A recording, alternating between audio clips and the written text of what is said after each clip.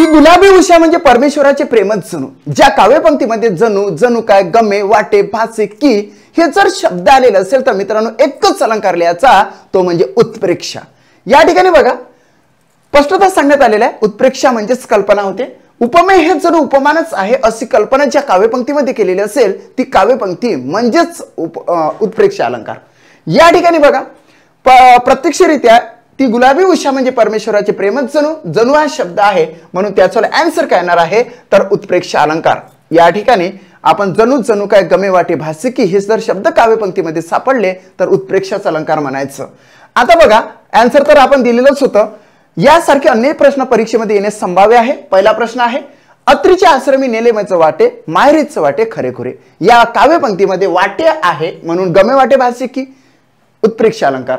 दुसरं उदाहरण आहे किती माझा कोंबडा मचेदार, मान त्याची किती बाकदार, शिरोभागी तांबडा तुरा हाले, जणू जास्वंदीचे फुल उमललेले. अर्धपायी पांढरीसी विचार, गमे विहंगातली बडा फौजदार. म्हणजे जणू आणि गमे या ठिकाणी आलेलं असल्या कारणाने सेकंड काव्यपंक्तीमध्ये किंवा त्या उदाहरणामध्ये उत्प्रेक्षाचा अलंकार होतो. That's it, complete.